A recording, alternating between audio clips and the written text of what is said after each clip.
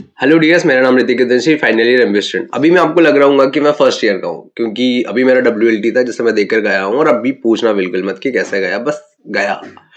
तो somebody asked me कि sir आप मुझे प्लीज फर्स्ट ईयर के बारे में बताइए, फर्स्ट ईयर में क्या होता है या फिर चीजें कैसे काम करती है, वहाँ पे कॉलेज पोस्टिंग सब क्या कैसा कैसा होता है। तो ऐसा होता है कि जब सब जैसे आपका नीट में सिलेक्शन हो गया, अब आप आओगे मेडिकल कॉलेज में। मेडिकल कॉलेज में आपका एडमिशन होगा, वहाँ पे आपके सीनियर का इंटरेक्शन होगा और आप दो ग्रुप में डिवाइड हो सकते हो। मतलब अगर आप हॉस्टल में रहना चाहोगे तो आप हॉस्टल कहलाओगे, और अगर बाहर रहोगे तो बाहर वालों को डिस्कस बोला जाता है।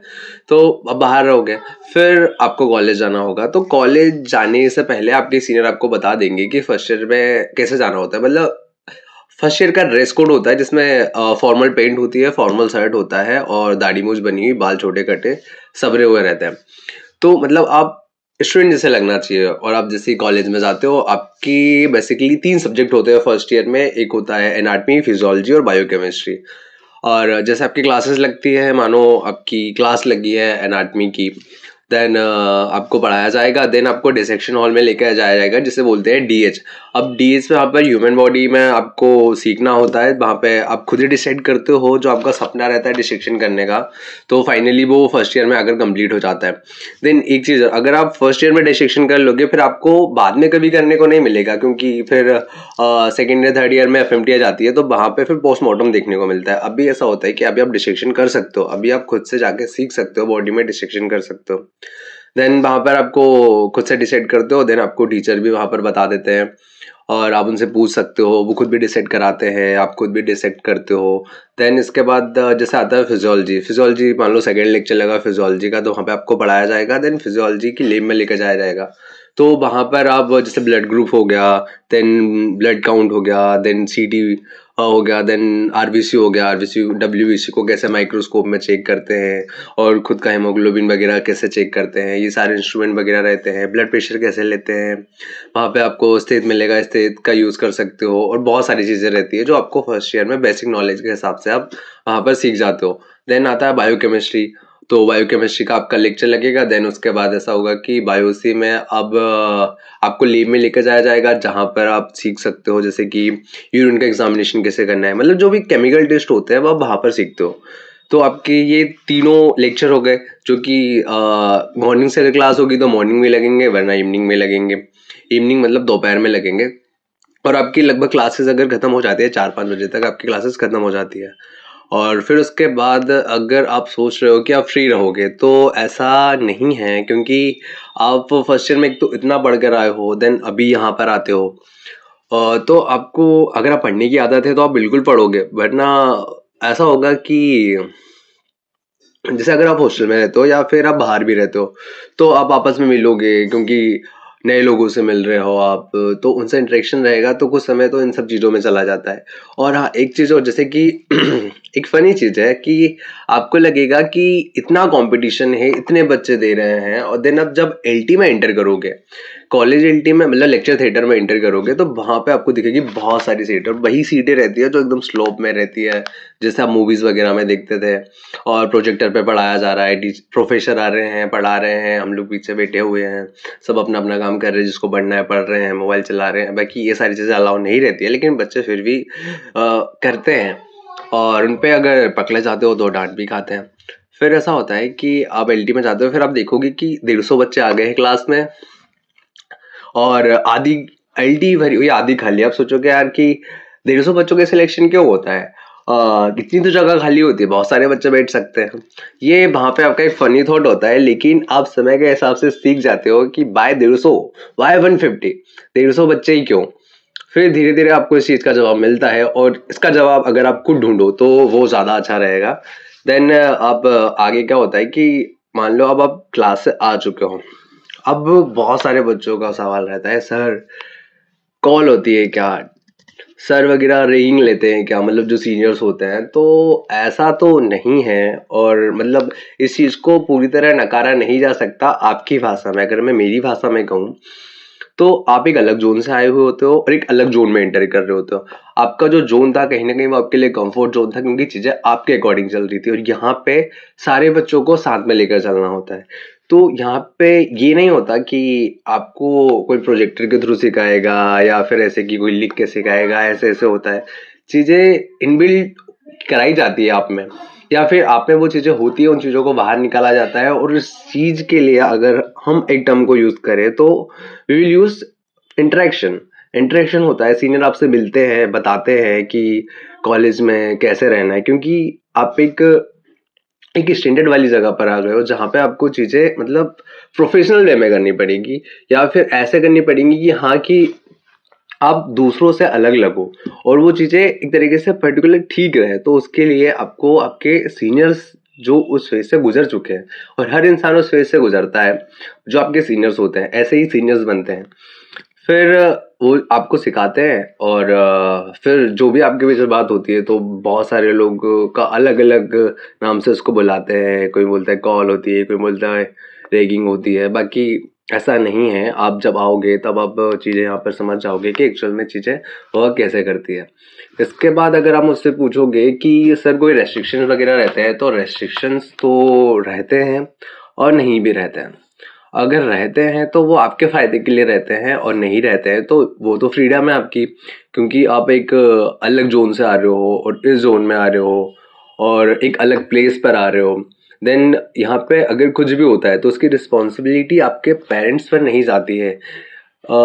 इसकी सारी रिस्पॉन्सिबिलिटी जाती है आप जिन लोगों के साथ रह रहे होते हो। और अगर आप जैसे हॉस्टल में रह रहे हो तो आपकी फैमिली हॉस्टल है, आपके सीनियर्स की रिस्पॉन्सिबिलिटी है सबसे ज़्यादा। जैसे कि आप जिस बेच के हो, जैसे आप अगर आप 25 बेच के आए हो तो 25 बेच की रिस्पॉन्सिबिलिटी कौन लेगा? 24 बेच लेगा। 24 की कौन लेगा? 23 लेगा। और ऐसे जैसे 25 बेच, उसकी रिस्पॉन्सिबिलिटी ऊपर वाली सारी बेच रहे लेगी, लेकिन सबसे ज़्यादा इंटरेक्शन आपका किसका होगा? आपके करंट सीनियर से। तो वही चीज़ होती है कि रेस्ट्रिक्शन इसलिए लगाए जाते हैं। और रेस्ट्रिक्शन पहले तो क्या हो सकता है, जैसे कि आप अकेले घूमने नहीं जा सकते। अकेले घूमने इसलिए नहीं जा सकते क्योंकि आप एक नए प्लेस में आए हो, और अगर नए प्लेस में आए हो आपके साथ अगर एक्स वाई जेड कुछ भी हो जाता है और आपको नहीं पता उस जगह के बारे में, और आपको नहीं पता कि लोग कैसे हैं या फिर कैसे चीज़ें वर्क करती है, और अगर कुछ भी होता है अगर इन केस, तो फिर उसकी रिस्पॉन्सिबिलिटी आएगी आपके सीनियर के पास। तो आप जाओ, बिल्कुल जाओ, आपके सारे बेचमेंट को लेकर जाओ और आप मिलो ना उनसे, क्योंकि उनसे इंटरेक्शन करना ज़रूरी है।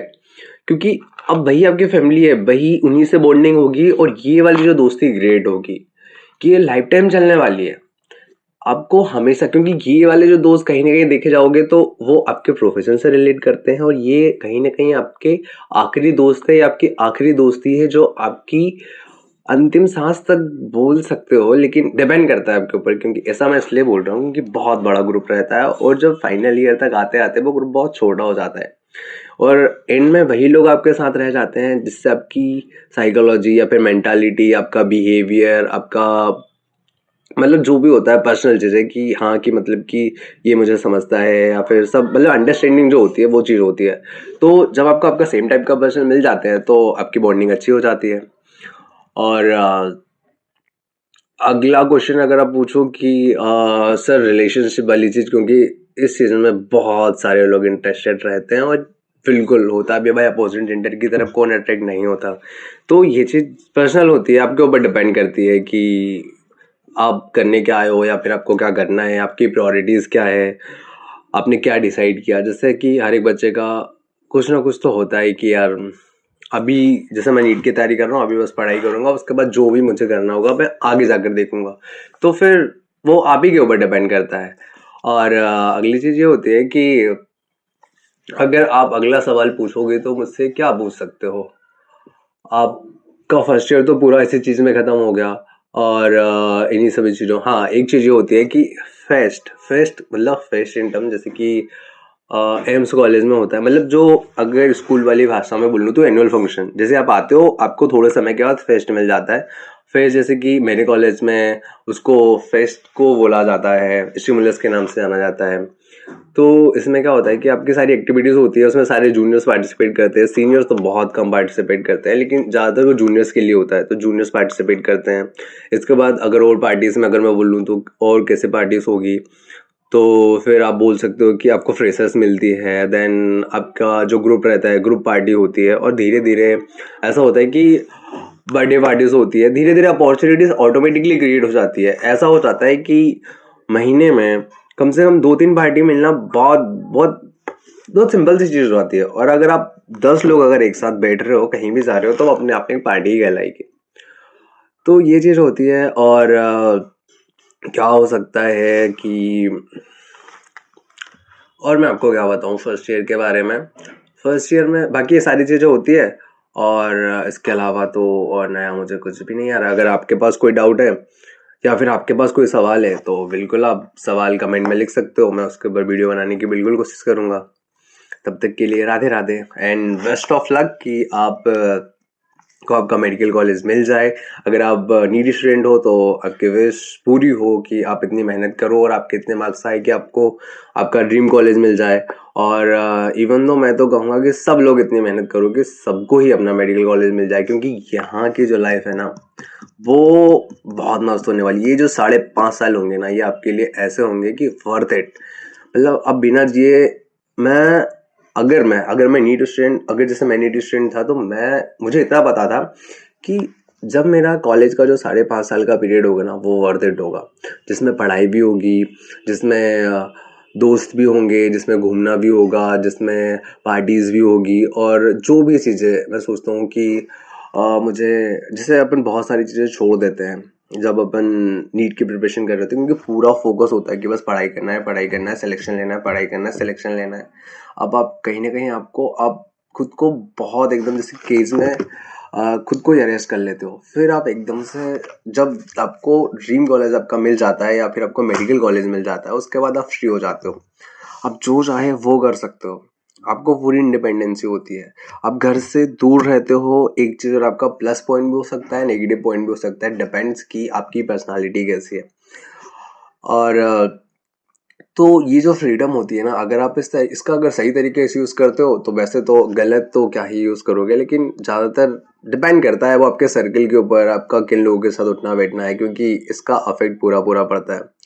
तो वही चीज़ है कि अभी आप तो मेहनत करो और आपका ड्रीम कॉलेज ले लो, या फिर जो भी आपको गवर्नमेंट कॉलेज मिले बिल्कुल मिल जाए और आप ले लो। और उसके बाद यहाँ पर आओगे तब आपको यहाँ की लाइफ, जितना मैंने बताया, जितना मुझे याद था मेरा फर्स्ट ईयर के बारे में, उतना मैंने आपको बताया।